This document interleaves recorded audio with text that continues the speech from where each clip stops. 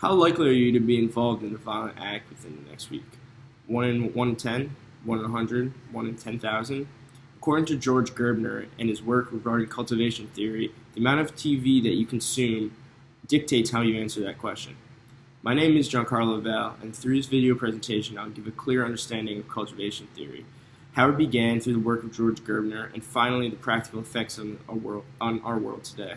I've spent this course researching and learning exactly what cultivation theory is, and through my idea assignments, read a great deal of articles published by Gerbners and others about this theory. I hope to share my insight on what I have learned about this theory to you, my peers, and hopefully you can take away some information from this presentation. Firstly, I'll start with some background on the researcher that founded this theory, George Gerbner. George Gerbner was born in Budapest, Hungary, on August 8, 1919, where he grew up and spent his early life. He then enrolled in the University of Budapest after winning first prize in the National Hungarian Literature Competition. However, in 1938, he fled the country to avoid being conscripted into the Hungarian army, which was allied with the Nazi Germany forces at the time. It's also important to note that Gerbner was half Jewish, so this definitely influenced his choice to flee to the United States. So he eventually got to the United States after spending some time in Mexico and Cuba, and then continued his education at UCLA. Upon graduating, he enrolled in the U.S. Army after there was a loosening of their enlistment regulations, which allowed him, a Hungarian-born person, to join the Army. He then trained where he became a paratrooper and spent a lot of the war working behind enemy lines. Gerbner's work towards cultivation theory really began once he left the University of Illinois, where he had a faculty position and accepted a dean position at UPenn's Annenberg School of Communication. Under his long tenure there, he built a world-class research and teaching facility, and the school became a national leader in communication research.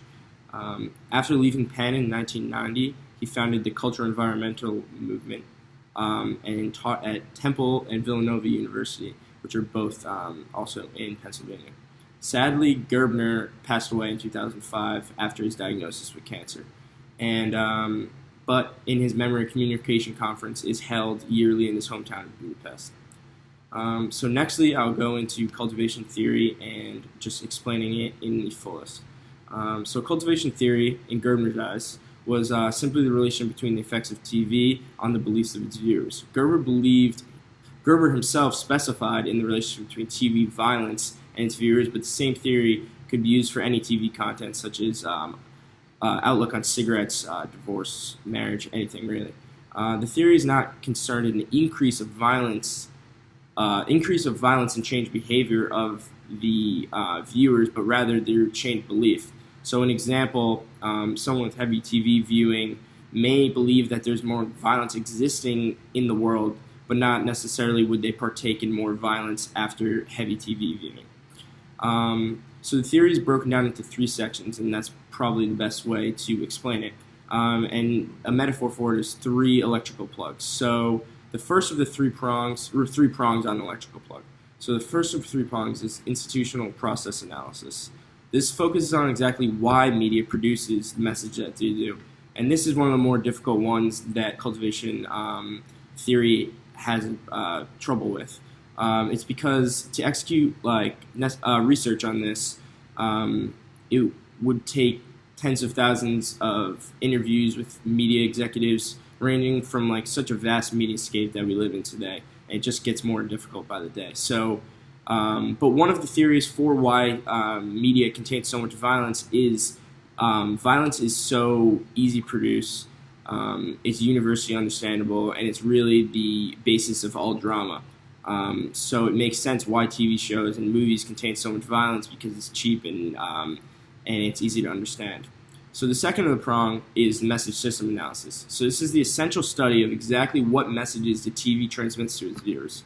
This is carried out by logging exactly what is considered a violent act on TV and quantifying how many violent acts occur during the hour of TV viewing. So through this creates a gauge for how many violent acts a viewer witnesses during however long their TV diet is. So this is a necessary step for the next step next and final step, which is the third prong. You can think about that as the third prong, the bottom prong that carries the most electrical current and is therefore the most important, and this is cultivation analysis. This is the most powerful of the three and the most important. This is the theory's real bread and butter. It's taking the message system analysis and testing it via surveys on participants to really see how the TV message affects the viewer. And it shows, at least with violence, and it has been proven with other things, that it does have a relationship. So people with heavy viewing type habits do have a increased perception of the world as a more violent place. And you can gauge that by seeing people with light viewing habits have answered differently than people with heavy viewing habits on the survey.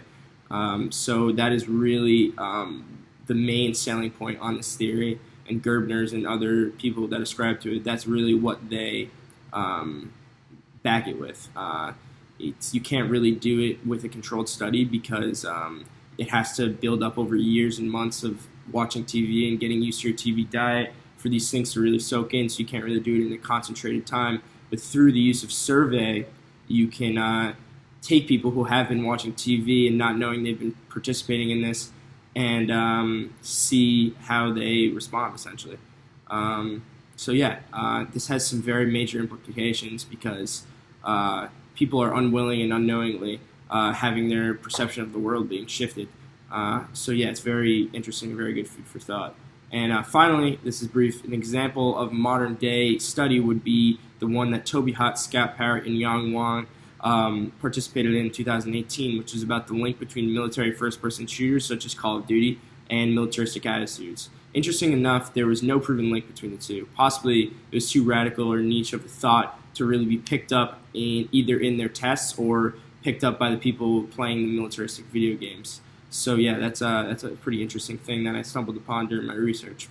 So overall, I hope you got a good grasp of the theory. Hopefully I didn't ramble on too much or say too much, because I do that.